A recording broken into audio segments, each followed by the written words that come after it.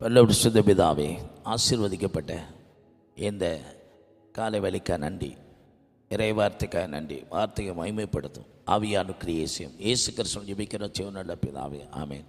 அல்லேலூயா, அல்லேலூயா, அல்லேலூயா. இன்றைய இறை வார்த்தை கர்த்தருக்கு கொடுப்பேன் என்ற ஒரு தீர்மானத்தை நாம் இன்றைக்கு எடுத்து அதில் உண்மையாக இருப்போம்.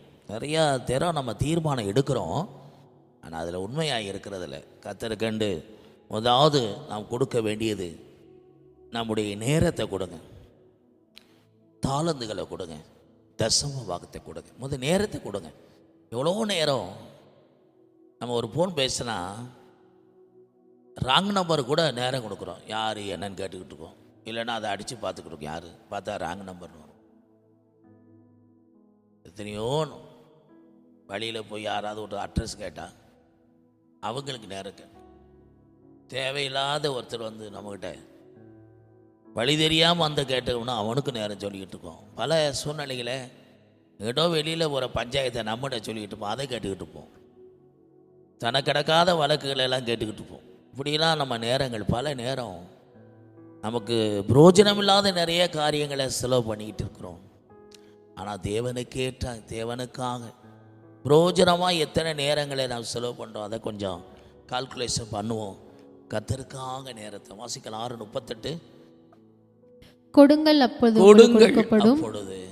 உங்களுக்கு கொடுக்கப்படும். கொடுங்கள். ஆண்டவர் எதையுமே ஒரு கட்டளை வச்சிருக்கிறார். நீ கொடுத்தாதான் கொடுப்பேன். அவருக்கு எல்லாம் கொடுத்தவர், ஜீவனை கொடுத்தவர், வாழ்வை கொடுத்தவர், வல்லமையை கொடுத்தவர், எல்லாம் அவருக்கு கொடுத்தவர். எல்லாமே அவர்கிட்ட தான் இருக்கு. ஏன் திரும்ப நம்மகிட்ட கொடுக்க சொல்றாரு? கொடுத்து வாங்கிக்கோ. நீ கொடுத்தாதான், உள்ளத்தை கொடுத்தா தான் அவர் உனக்கு தர முடியும். உன் கையை கொடுத்தா தான் அவர் பிடிச்சு நடத்த முடியும். ஆண்டவர் எதையுமே நான் நடத்தணும் அப்படின்னா நம்ம கையை அவர்கிட்ட கொடுத்தா தானே அவர் பிடிச்சு நடத்துவார். இருதயத்தை கொடுத்தா தானே அவர் இருதயத்தில் வந்து நமக்குள்ள வாசம் பண்ண முடியும். நம்ம எதையுமே அவருக்கென்று நம்ம கொடுத்தாதான் ஒரு காரியத்தை நம்ம வாழ்க்கையை அவருக்கு கொடுத்தா தான் அவர் நம்ம ஆசீர்வதிக்க முடியும், வாழ வைக்க முடியும்.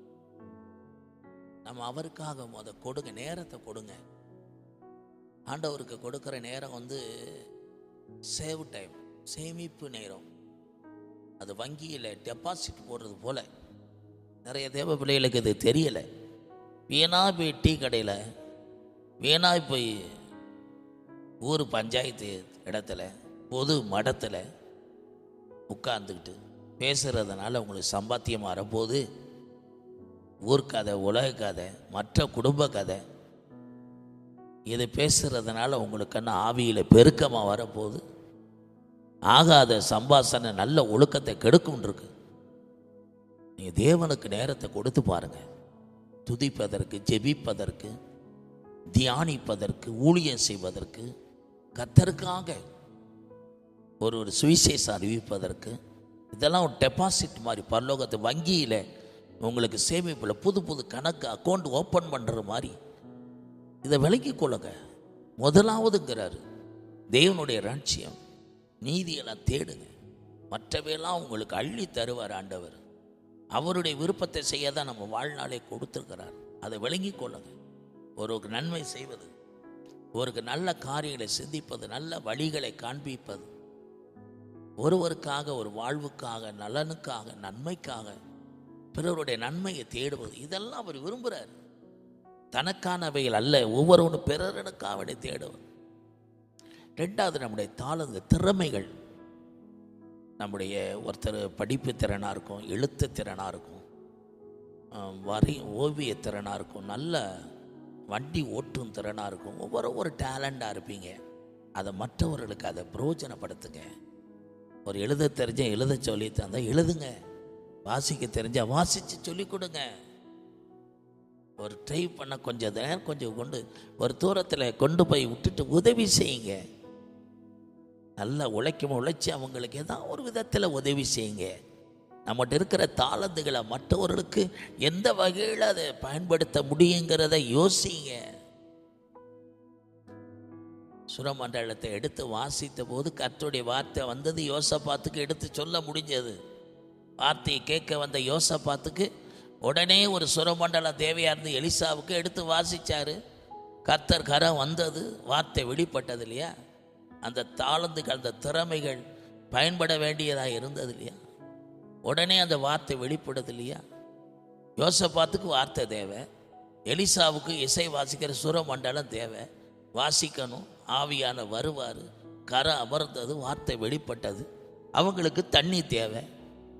எவ்வளவெல்லாம் கர்த்தர் ஒவ்வொருவர் நம்ம எல்லாத்தையும் இதுக்காக தான் வச்சிருக்கிறாரு. ஒருவர் நம்ம சார்ந்து ஒருவர் புரோஜனமாக இருந்து நம்ம எவ்வளோ ஆசீர்வாதமாக நம்ம வாழ வேண்டியவங்க. செல்ஃபாகவே உட்கார்ந்தவங்க நேரத்தையும் காலத்தையும் எத்தனையோ ஆசீர்வாதங்களை நம்ம பலருக்கு ஷேர் பண்ணுங்க.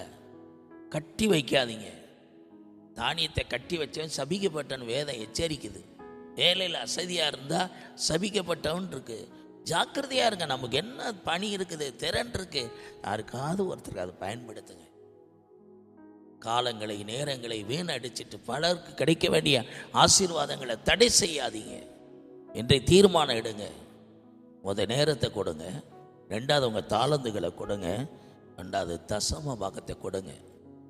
ஒரு போதகர் சொல்றார், பதுக்காத அப்படிங்கிறார். தேவனுக்கு என்று கொடுக்கிறத உதாரணமாக கொடு, உற்சாகமாக கொடு. ஒரு மடங்கு கொடுத்து பல மடங்கு தேவனிடத்தில் பெற்றுக்கொள்வதற்கு இதுதான் வழி. பல கனிகளை திறப்பார், இடங்கொள்ளாமல் போகும்படி ஆசீர்வாதத்தை வரிசிக்க பண்ணுவார். ஆலயத்தில் ஆகாரம் உண்டாயிருக்கணும், பண்டக சாகலை நிரம்பணும், அப்போ தான் உன் களஞ்சிய நிரம்பும், அப்போ தான் ஆலையில் திராட்சை ரசம் புரண்டு ஓடும். இங்கே நிரம்புனா தான் அங்கே நிரம்பும். இந்த வார்த்தையை அர்ப்பணிங்க, தீர்மானம் பண்ணுங்க.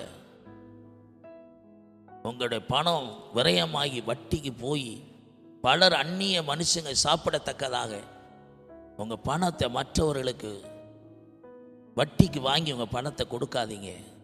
நிறுத்துங்க. பிறருக்கு கொடுக்குறவங்கள மாறுங்க. கர்த்தர்கண்டு கொடுக்குற தசம பாகத்தில் உண்மையாக இருங்க. அநேக ஜாதிகளுக்கு நீங்கள் கடன் கொடுப்பீங்க, நீங்கள் கடன் வாங்க மாட்டீங்க. கர்த்தருடைய வார்த்தையை விசுவாசிங்க.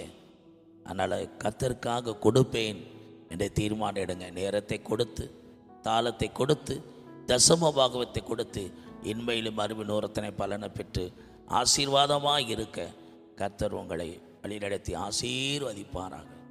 இயேசு கிறிஸ்துவின் ஜெபிக்கிறோம் ஜீவனுள்ள பிதாவே, ஆமென்.